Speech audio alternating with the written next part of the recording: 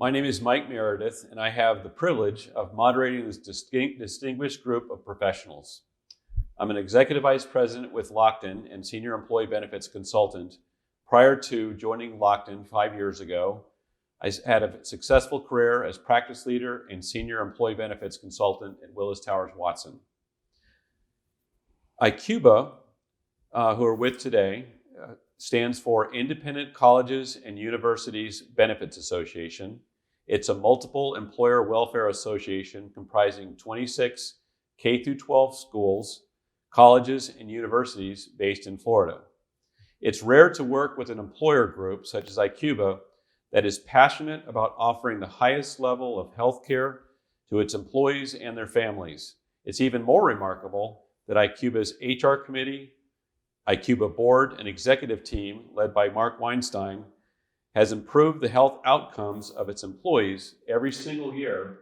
At the same time, they maintained a really rich benefits plan design and continually achieving annual cost increases that are 50% or less than the national average. The collaboration between the HR committee, the Icuba board, and the Icuba leadership team is unprecedented. Icuba's excellence-oriented mindset, innovation, and hard work has led to some outstanding results. And at this point, I'd like you to meet the panelists. Mark, would you introduce yourself? Thank you, Mike. My name is Mark Weinstein, and I'm in my 18th year as CEO of Icuba. And we're just so happy to be here today to share the experiences that we've gone through and the lessons we've learned. And one key lesson we've learned is that being an association made up of employers is the best way to provide health insurance to our employees. Because when an employer provides health insurance to their employees, it's a natural selection. The employer can keep the price down, especially if it's self-funded, and the employer can really work on the well-being and resiliency of the employee group in a way that would not otherwise be possible. Of course, there's power in size, and sometimes employers are not large enough to do this on their own, and that's what's so unique about Icuba, bringing together employers to be able to do together what they would not be able to do on their own. And it's been a challenge, but we think that through all of the lessons we've learned and the challenges we've gone through, it has really paid off. I report to a board of directors made up of 10 higher education institution employers and 3 K-12 employers, and they elect their leadership. Those people that will lead the board in their fiduciary duty to make sure that Icuba is operating for the exclusive benefit of their beneficiaries. And I'm so proud to introduce next Donna Popovich, who was elected as chair of Icuba for the second time. And Donna, I welcome you here. Thank you, Mark, again. And thank you, Mike. I'm Donna Popovich. I'm Executive Director of Human Resources here at the University of Tampa.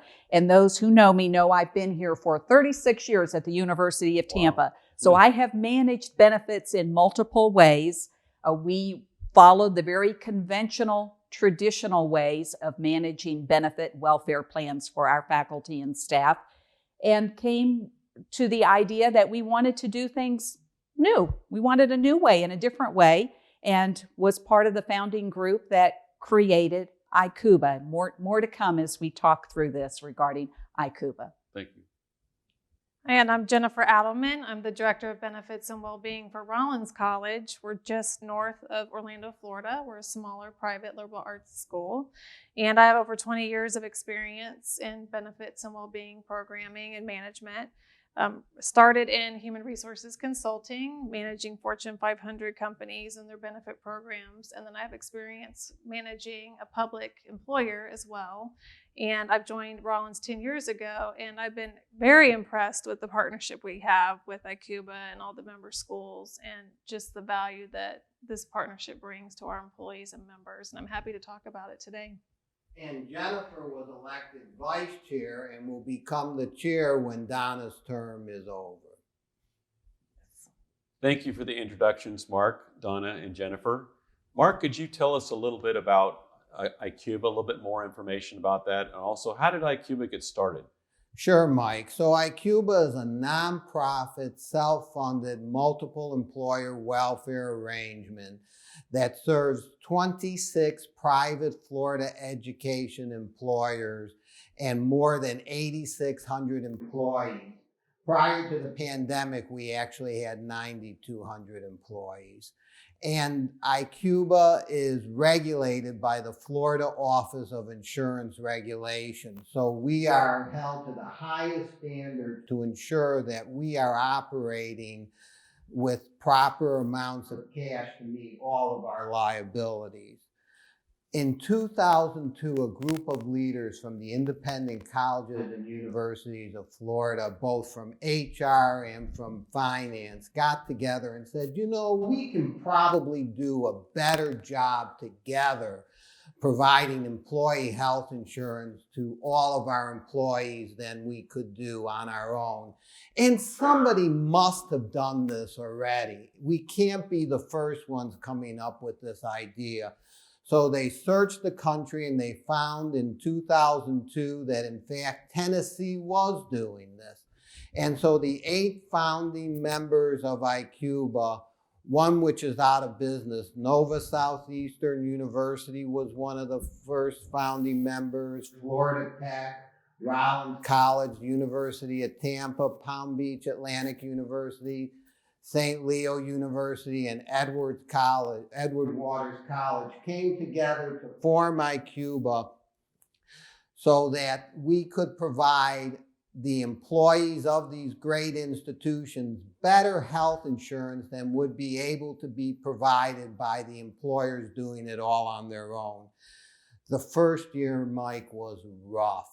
It was a rough first year. After our first year, we saw a 42% premium increase coming down the pike. We lost $6 million on $23 million in revenue. We had to assess our initial employers more than $10 million in unplanned assessments that were not part of their budget. I was meeting college university presidents for the first time, telling them they would need to pay Icuba tens of thousands of dollars in unplanned assessments because of the financial condition we were in. But thank goodness the founders had the foresight to understand this was not a short-term idea. This had long-term implications.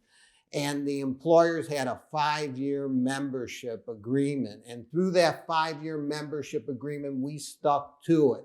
Not everybody was fully confident we would make it, but here we are 18 years later. Icuba is probably better today because we went through that rough start than had we had an easier go at it from the beginning. Well, that's quite a big challenge, Mark. How were you able to tackle that challenge, and how were you able to reestablish the kinds of reserves that you needed to be able to run Icuba profitably going forward? Well, the first thing is we weren't going to raise premiums by 42%. Raising premiums by 42% would be very difficult. And as most people know, if you don't raise the premiums, you've got to work on the plan design. So we worked on the plan design to strategically put that deductible where people were really using more high-end services. We wanted a value-based plan that we'll be talking about in a little bit. And then we convinced the founding members to put money into a health reimbursement account. They knew premiums were going to go up based on our first year of experience anyway. And we told them, put money in a health reimbursement arrangement. That will help 80% of the people that won't even have large expenses out of their pocket, and will help them save up for those days when they might have large expenses. And that health reimbursement arrangement could stay rather stable, whereas premiums would continue to go up. So that was very successful. We had a long-term strategic plan with the board to build capital surplus. We understood that bad times might come again someday, who knows when. And we needed to be financially stable so that we were ready for the next rock in the road. We also needed to grow. Employers providing employee health insurance is great, but the bigger you are, the easier it is to do that. So we changed our articles of incorporation in 2009 to include K-12 schools. So now we have not only higher education employers, we also have 14 K-12 employers in Florida. We needed to keep our administration expenses low, always committing to buying the best for our employees, but not spending too much of our premium on administration costs. And then we needed to find the best vendors. In fact, we looked so hard to find the best vendors for medical, prescription, behavioral health, administrative services that we called those vendors brand partners because they're part of our brand. And it's very important in that process to be able to know all of the brand partners that are available. So we really rely on our consultants to get us there. And that is why we are so happy to be with Lockton, because on a regular basis, Lockton is able to keep the brand partners being the best they can be. And every 3 to 5 years, when we put the brand partners through an RFP process, we know that Lockton is giving us the best service possible to get the best out of our brand partners as possible. Thank you, Mark.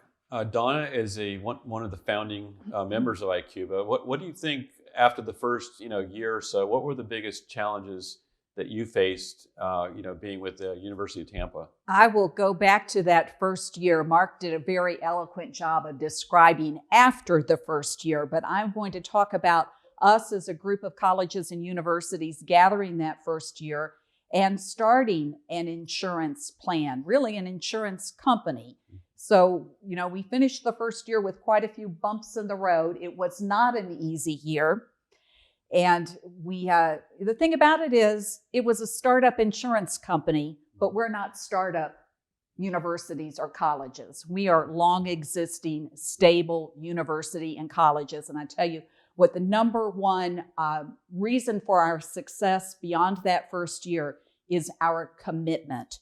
We were committed to this idea of an independent insurance company serving faculty and staff across the state of Florida. And our commitment to that was no less from the beginning of that year, was no less at the end of the year. We were still strongly committed to the concept, to the idea, to the programming. And what we all know is you look back to learn, you look forward to succeed. And that is what we did. We looked back and analyzed everything over that first year. We were running the program independently. We did not have an executive director or leader. We were borrowing from another association. So at the end of that analysis, of course, what we did was we went out and we found a very smart leader to run our program and hired Mark Weinstein. Thank you, That Donna. you're very welcome, but that's what we did. We looked back, we analyzed everything, we knew what we needed, we put it out there, and we got you. So thank you so much. 18 years later, you dug us out of that hole and you put us on a track to be successful. And that's where we've gone in these years with since a very then. dedicated board that really took their fiduciary responsibility to make this program work, because it was difficult after that first year, but by golly, we did it. We did it, and we did it in many ways. So we're going to talk about that more during this panel conversation, because it was a contribution by everyone around the table. We'll talk more about that. Well, that sounds very interesting. And Mark, you obviously, and you've mentioned this a couple times, you and Donna, that we're essentially Icuba is running an insurance company. What does data What role does data play in terms of a priority, in terms of the decisions that you make in hiring your brand partners and deciding what your health plan designs are going to look like? Can you talk a little bit about that? Data has always been a struggle because without data, we don't know where we're going. We don't know how to identify what programs we need. We don't know how to benchmark ourselves against those that we want to be more like. We don't know how to measure what we're doing and figuring out how we can adjust that program. So we went through many consultants before we found a consultant that had the best data warehouse.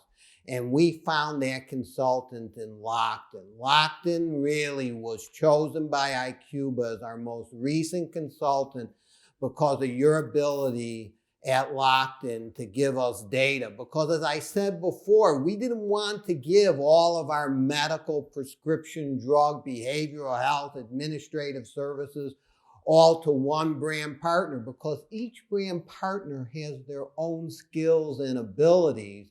And we wanted to bring them all together. But in order to really get a picture of how Icuba is doing, we needed someone that could bring data in from all of these different brand partners and give it back to Icuba so Icuba could know where we needed to go. The board has been very strategic with data and has developed an organizational scorecard so that we can measure how we're doing in a long-term basis so that we can become better and better in both the services we provide and the population health outcome that is so important for us to have. Because Icuba provides more than health insurance. Icuba provides employers the opportunity to have employees that are the best well-being they can be given their current situation and is a resilient workforce. Because it's not just health insurance, it's what the employees and their families need in order to be what employers really want from their employees. Thank you, Mark. Jennifer is an HR leader at Rollins College, but also as a board member. What process do you go through as you analyze other programs that you're going to implement or new brand partners that we referred to? Can you talk a little bit about the decision-making process that you go through? Yep, happy to. So Mark did a good job of talking about Lockton and the data, and he's absolutely right. Having all of that data and the robust information that we have, not just across the medical plan, but all of the different plans combined, really help us at Rollins look at, excuse me, sorry, really help us look at not only just what we're doing for our employees, because we can look at how is Rollins using the claims, where are the areas that we need to focus on our well-being efforts, which I'll talk more to later. But then we can also look at how are the claims being managed across Cuba as a whole. And we're very fortunate that all of the member schools have a voice. And so they're all coming together through the HR advisory committee. So each school has a member that is able to participate and review all of this data and see where are we not hitting the mark? Where are we suffering in terms of claims, and where are we progressing down a negative path potentially and below benchmark? And so with Lockton suggestions and Icuba, a lot of different programs are brought to the table to discuss and look at how can we move the needle and get to a better position for the long term, not just short term. And once those programs are discussed at the advisory level, they're able to vote on that and then decide what to bring to the board. And that's where Donna, myself, and the board look at the recommendations of the HR advisory committee, look to see how these suggested programs are going to help the health of the plan, and then we vote on what we're going to implement for the plan year. So it's great to have that voice as an institution, but then also be able to impact the whole plan. And we've done a couple of things in the past few years. So one area we were struggling with was musculoskeletal health. We were seeing a negative trend in spending and more claims for musculoskeletal health. And we piloted a program about a year ago that we've recently implemented that will allow employees to have therapy done at home. And so the goal there is to help not only give employees access to more therapy, but then also hopefully reduce long-term spending, unnecessary surgeries, and help the health of the participant, not just the plan. And so that was a program that was implemented as a result of some of the data that we were seeing. And another program that we implemented a few years ago was Surgery Plus. Very similar situation. We were seeing negative claim expense for non-emergent surgery claims, and we were trying to figure out what can we do? How can we help that now and in the long run? And so with Surgery Plus, we're able to offer no-cost surgeries for employees who need a non-emergent surgery, but with a high-quality provider, a high-quality facility that will hopefully reduce our spending across the long term, but improve the health outcomes of the plan members. And so that's where it's really been beneficial to have this partnership and the data to be able to support our decision-making in the process. Oh, thank you, Jennifer. As a matter of fact, I think the last report is that you actually, Icuba in aggregate, saved over $1 million the first year that you put the Surgery Plus program That's in. right. So that's really Yes. exceptional. So Mark, obviously, again, you're running an insurance program, essentially, Icuba, and large claims are a big part of that. What have you done to address the medical stop loss, which obviously helps protect the risk pool from that it works well and keeps your overhead, your costs down, all the things that you described earlier? Well, when you ask a CEO of a MIWA what keeps them up at night, it's large claims. Can you imagine if we had to pay large claims without any limit? And that's what the Affordable Care Act has done to us. Prior to the Affordable Care Act, we had a $2 million lifetime limit on large claims. But now there is no limit. Without having a stop-loss reinsurance policy to protect us from this unlimited liability that's imposed upon us by the Affordable Care Act, I don't know if I would ever get any sleep. But so I can get sleep because we do have stop-loss insurance.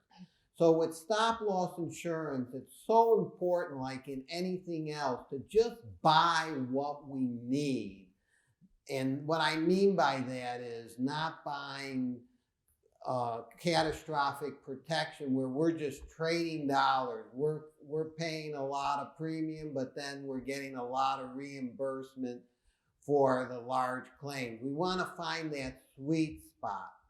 What a lot of employers do with that sweet spot is they look at the specific deductible and they move it to $300,000, $350,000, $400,000. But as Icuba is a regulated entity by the Florida Office of Insurance Regulation, there is a limit by law as to how much we can do that to. So the Florida Office of Insurance Regulation requires us to not purchase stop-loss insurance, to buy stop-loss insurance at the $150,000 point of attachment. So that can typically be very expensive.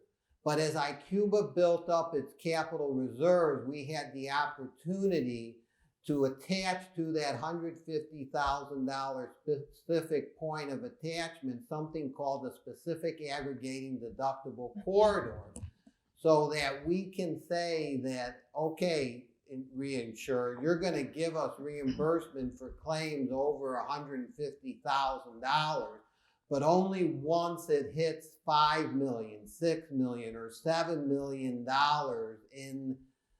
in claims, so that we're just purchasing the catastrophic coverage we really need, because unlike other employers, we don't have the opportunity as a regulated entity to look at points of attachment at $300,000, $350,000.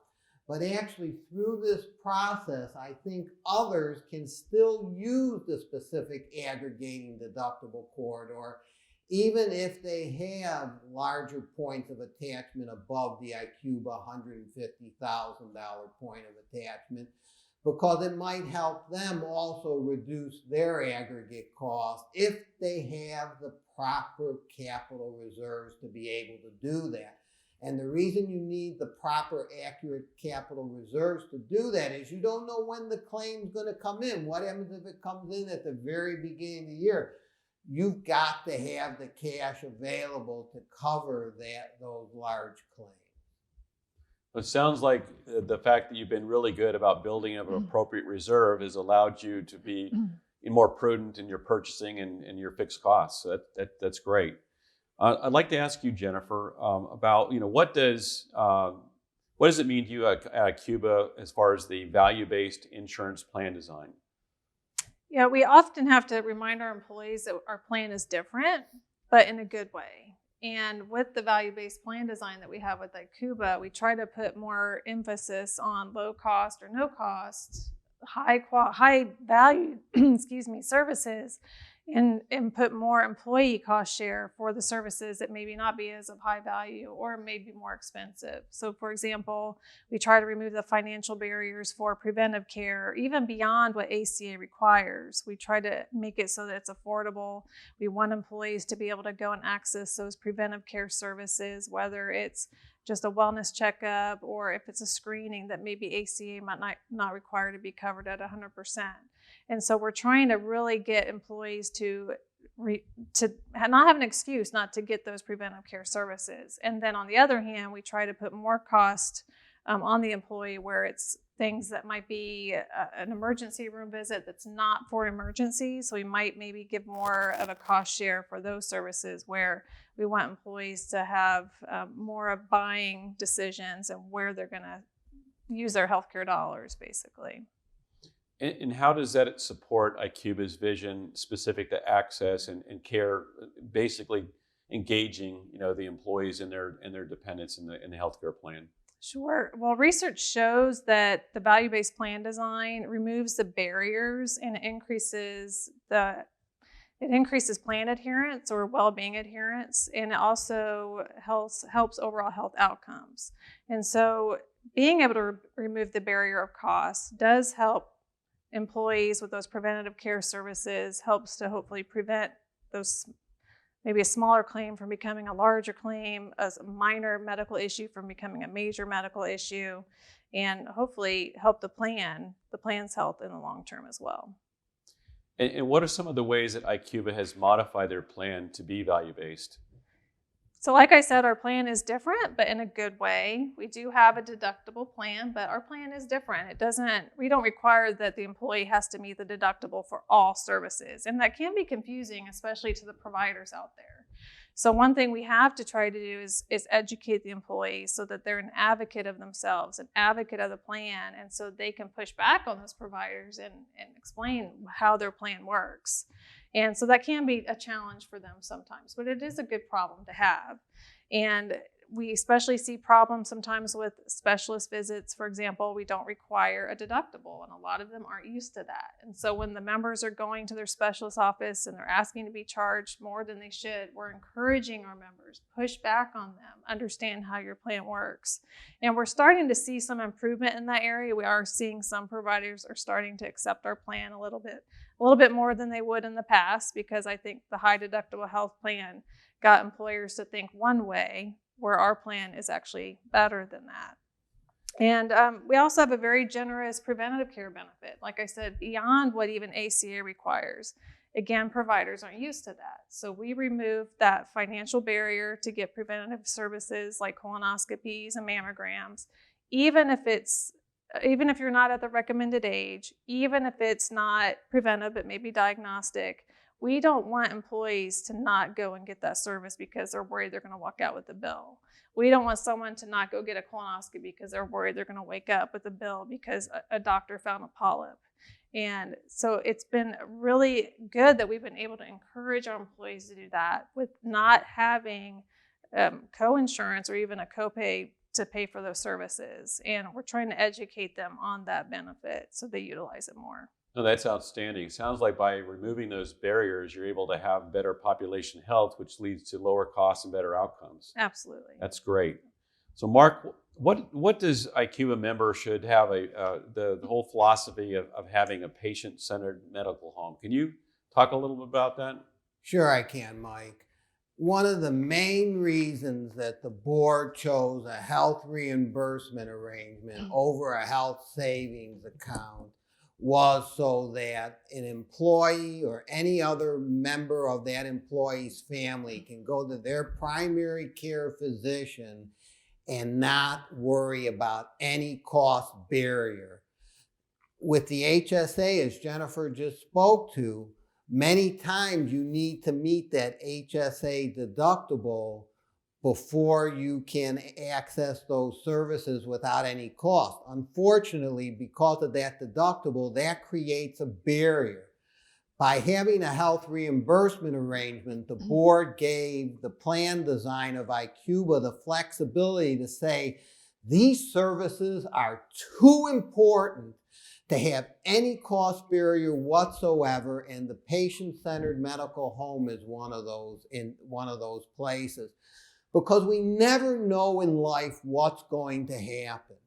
And when something happens, you want to make sure you have a medical home, a place you can go, a place that knows what your baseline is, a physician that has been with you during more calm times, so that when something happens, they're not dealing with you in a catastrophic situation where your family is in major tumult, so that it's easier for that physician to help you when you really need your assistance.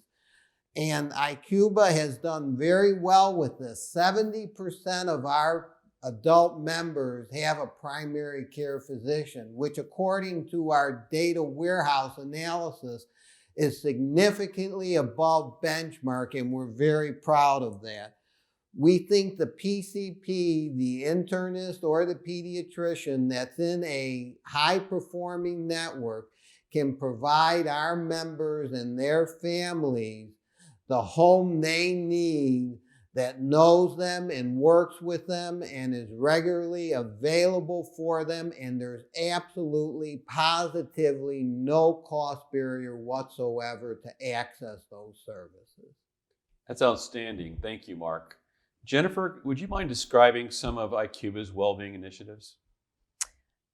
So Rollins doesn't really have a well-being budget per se. So without the Icuba well-being program, there's no way we'd be able to offer the programs that we do for our employees. And because of that, we're able to offer a wide variety of programs throughout the year that are relevant and that are very meaningful to our employees. And another benefit for me as an employer is I don't have to bear all the work, I don't have to bear all the administrative effort to run this program, because we're able to utilize our brand partnerships and we're able to have our partners actually manage the program, and especially the incentives that our employees find so valuable. And it's also really helpful to have a network of other schools. So all of us employers can work together. We can find out what's working for your school. Maybe it'll work for me too. Maybe I can borrow your communication tools and your flyers and really collaborate that way together. So it's nice to have that support as well. I've noticed, having worked with Icuba, the collaboration is really unprecedented, as I mentioned earlier. It's good to see, because information sharing is power. Very and helpful. It's obviously benefited the organization. Yes. What does Rollins College do individually to kind of make well-being fun?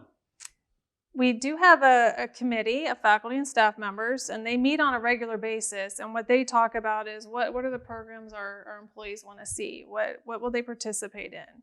And so they offer a wide range of things, from physical activities on campus. They try to get out in the community as well.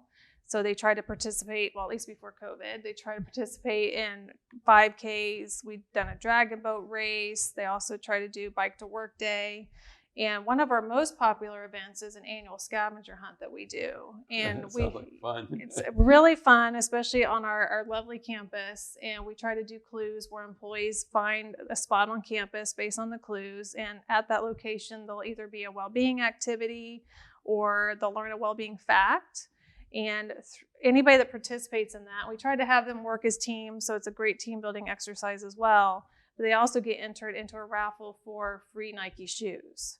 And so what we found is when we started this several years ago is, we ask our employees to be more active. We ask them to be more physically fit, but there might be employees that don't have access to high quality athletic shoes. And so we're able to raffle off 40 to 50 pair every year. And it's just been wonderful to see them. And then you see them walking around on campus together and they know who's gotten the shoes. And it's become quite a bonding experience for them as well. But sometimes you even have to think small, like where do you even start? And so that's been an opportunity to do that. And then we also try to host various wellness lunch and learns, which with COVID have become more virtual lunch and learns. But we try to, again, be more relevant in the topics of the day. We've tried to also offer programs around the different dimensions of well-being. So not just physical, but are we also targeting financial well-being? So we offer budgeting programs and workshops, retirement readiness workshops. We do emotional well-being as well. So we have information on mindfulness.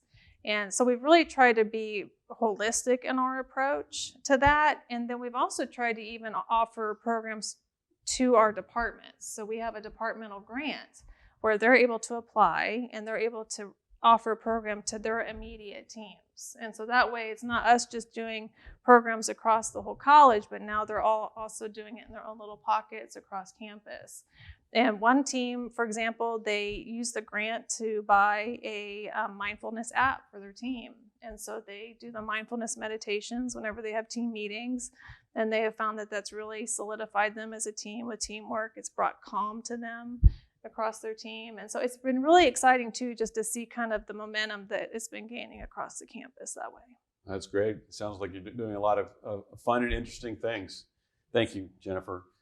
Donna, I've heard several of you mention the whole concept of brand partners. I'd like you to expand on that brand partner and how you came up with the whole concept of brand partner and how does that kind of fit into the Icuba mission? You're going to hear some of the same thing over and over again because it is repetitive throughout our organization. But when we talk about brand partner, and I also think in terms of corporate partner, because we are talking about nationally known, highly regarded companies who come in and help us with every piece of our business. And I said a little earlier, insurance company and insurance startup, we are really about healthcare and well-being and every aspect of that. So when we talk about brand partner, maybe we have a dozen brand partners or corporate partners. A tagline for Cuba is better benefits through collaboration. And we mean it in every single thing that we do. So we have selected these companies, these brand partners from across the country, and we select based on best in class. What is your skill strength? What do you bring to the table? And when we say, what do you bring to the table? We mean, what do you bring to the table? This sense of collaboration so that our brand partners come in really understanding the mission of Icuba, what our intent is. And it is about supporting the faculty and staff of these 26 institutions and caring for them on a very personal level. So that when we bring you to the table for your particular piece of the business, we also have the other pieces of the business all together talking about our goal, what we expect to achieve, and how will each individual partner contribute to it in a very collaborative sense. So as a result, we have developed a very holistic customer service, health, and well-being program covering every aspect of what any employee would want for themselves and their family. So we really are indebted to our brand partners for their openness and their sense of, we're not working in a silo. There's no product or service silo here. We work cross-functionally in every area. When I talk about holistic, that means what does your family need? What can we do to help you? And that workflow goes from one provider to the next. We're not talking territory. This is mine, this is yours. It's how do we serve our member? And how do we do it in a way that is seamless with multiple providers providing this service? And that is done in collaboration with every member school who has a representative around the table and each of our brand partners contributing to this. It's remarkable. Thank you. Pharmacy or prescription drugs obviously is a hot topic with most employers, and it impacts the vast majority of all of us, right? I mean, most everyone has some person in their family that is exposed or needing to take prescription drugs of some kind. What have you done that's quite unique, at least from my perspective, is the Pharmacist Advocate Program. Can you talk a little bit about that and how that's impacting your employees and their dependents? Yes, the Pharmacist Advocate Program is a fairly new program for us. I think 4 years old, maybe, that program. Yeah, 4 years. 4 years. So again, it's about how do we support and assist our member institutions? Not just member institutions, the member, that faculty or staff member, the person utilizing the program. And through Mark, we have developed in another member institution, again, through collaboration, have developed a very holistic program that you have any concern, you contact the pharmacist in this program, a real pharmacist dealing with real life issues and situations, and they also work collaboratively. They are the liaison between the insurance company, your healthcare provider, maybe another pharmacy, that they will provide full service. And for the member who is facing something that they've not faced before, they don't have information, they don't know where this is going. This is the connection to really understanding what a drug therapy might be, what maybe they don't understand the tiers, the generic, non-generic, the tier levels of a pharmacy program. Anything that they need, they have almost this concierge service through our pharmacy program that will guide them and navigate for them. The pharmacist in this program is their advocate in working with the other teams who are all there to support this individual and his or her family.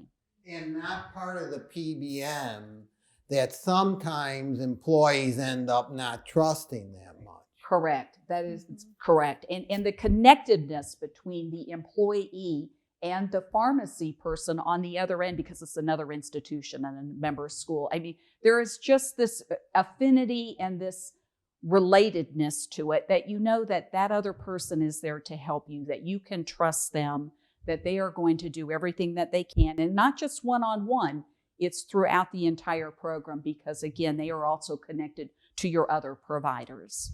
Well, I would think that would not only be a wonderful, resource for your employees and their dependents, but it would also have a really positive impact on their health outcomes and the cost of the plan if they're accessing, the right kind of pharmaceutical, drugs or whatever that they need at the time. Correct. And, I leave that out because I think employee first. I think faculty, staff member first. That's our goal, and that's who we're here to serve. But there are multiple benefits to a program like that. The faculty member gets the best care possible. The program runs much more efficiently. We are not wasting member dollars. We're a member-supported organization, so we are careful and we want good results, and we attain that through these types of programs. Outstanding. Thank you. Jennifer, mental health, obviously, especially in the midst of COVID, the last year, we're all very sensitive to hearing about what's going on across the country and across the world. But how has Rollins College used your employee assistance program, the EAP, for their families and for your employees? The EAP has been probably our most underutilized benefit over the years, but we've definitely seen an increase in the need for it over the past year. And our EAP has been phenomenal in being there and ready, providing content that's relevant and when we need it. So especially over the past year with all these uncertain times with COVID and the pandemic, and they've been there to offer tools and resources, whether it's webinars or online videos or even just emotional support with their counseling teams. And so we've been able with them to offer programs throughout the year, even before COVID, but even during, they quickly shifted to more of a virtual environment. And I think we've seen a lot more increase or a lot more use of those different programs as people have been home and needed some kind of support. And they've offered sessions on caregiving, especially. We have a lot of employees that are caregivers, and this has been uncertain times for them. And they've been able to get some different guidance through the EAP on how they're doing caregiving at home while managing working from home and a global pandemic. And they've also had sessions on suicide prevention, how to even parent during these tough times, how to budget during job loss or just uncertain retirement, or uncertain financial status, and are they able to retire? So they've been able to help them with things like that too. And they even were there for us last summer. Unfortunately, we had to lay off a significant portion of our faculty and staff, and we had them on standby ready to help those employees that were dealing with very significant news, very unfortunate news that they might not have expected, as well as even the teams that were left behind that might have lost a coworker. And so we were able to engage our EAP service so they were ready and available to help employees through that difficult time. And then there's also just one-on-one emotional support from our EAP.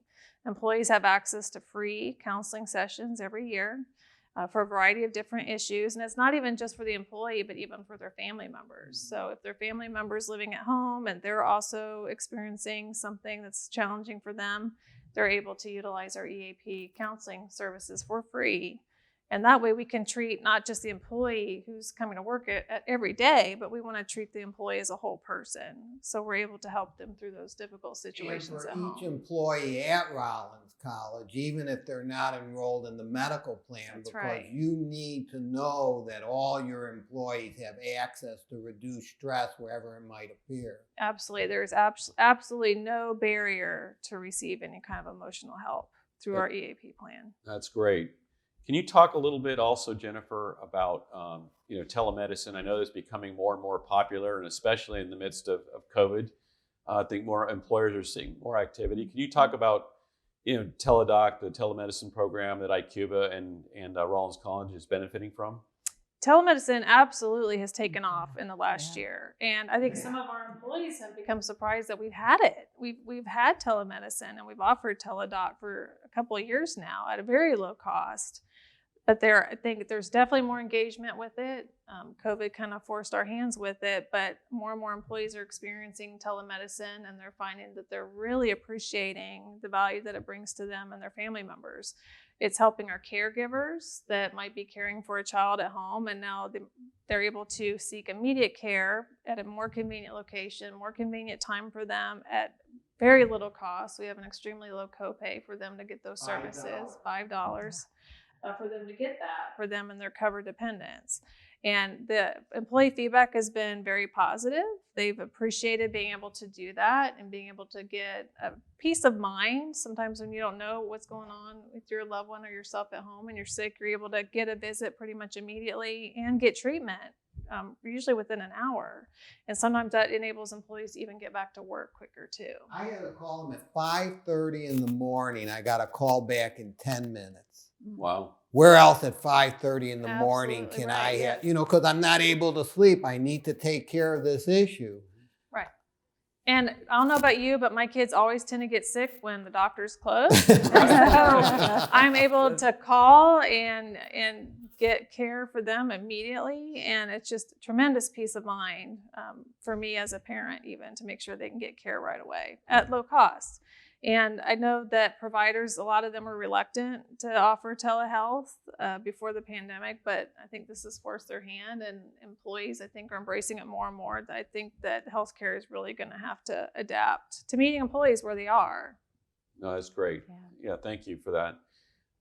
Donna, could you talk about Icuba from the member experience perspective a little bit? I can. The member experience, it's so unique for us, again, being a multi-employer. How do you say that? Multi-employer. I'm tongue-tied here, employer. But I think what's unique about us is we're all in the same business. So for Icuba, what it lends itself to our population is this idea of innovation and bringing the latest solutions to the table. Because we meet regularly with our brand partners, with our member institutions, I feel so often we are cutting edge. I can think back of things that we have done through Icuba that I would present to our board of trustees here at the university. And these are trustees of large companies around the Tampa Bay area. And they would say to me, we want that. And we had it first. And it's That's this idea, again, going back to collaboration, innovation, finding solutions. And how is it that we're finding these solutions? The unique part about Icuba is we know our members so well. We deeply, personally know our members, and we know their needs. So each of us brings that to the table. Poor Mark has to hear this all the time. Mark, what are we going to do about this? And Mark goes out and finds it. He finds a Lockton. He finds our other partners. And that results in a successful organization that is culture-driven, meaning our faculty and staff know to bring to us what their concerns are, what their needs are, and that is the uniqueness of our association and our organization. And yes, there's plenty of bells and whistles, single sign-on. You go to the website, you see all of the programs. Again, this is health and well-being. It's not just, do I have my insurance card? Where is it? It's every aspect of the program. You go to the website, you log in, it's all there. It's a beautiful thing.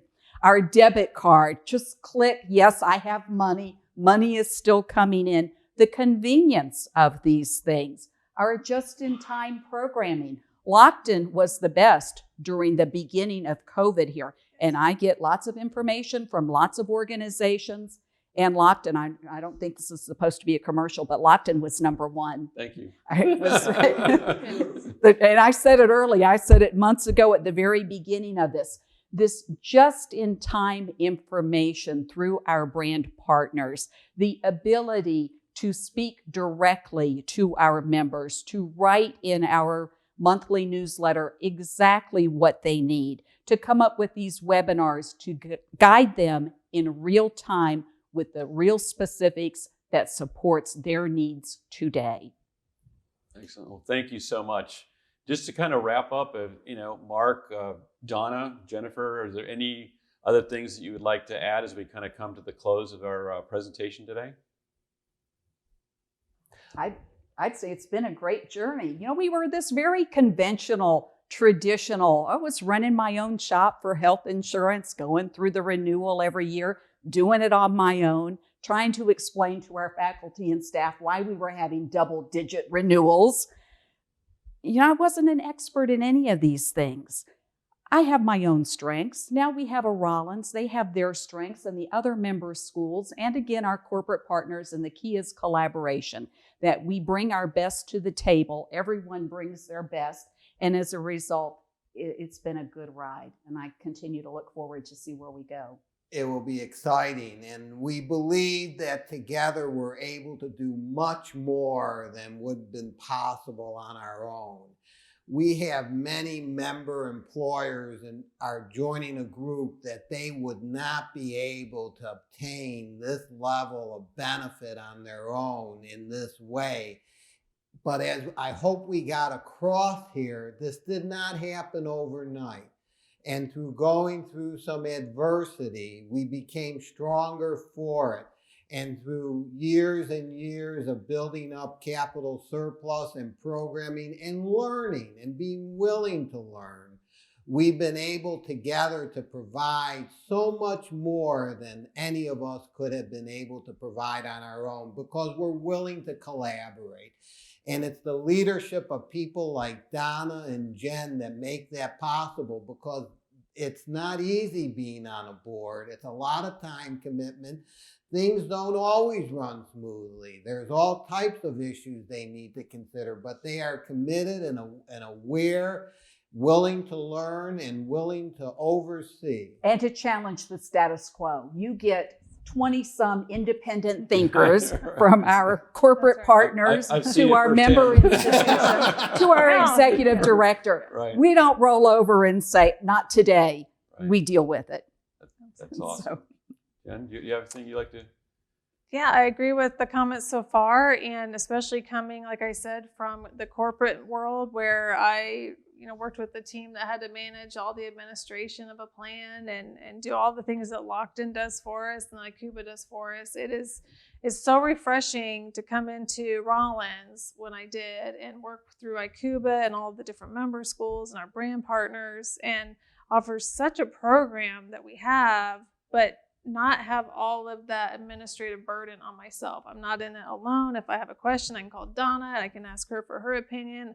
I have direct access to Locked-In. I have so many resources at my fingertips. I'm never alone. And I so appreciate that through the partnerships that we have with Icuba and all of the schools and the brand partners. Thank you.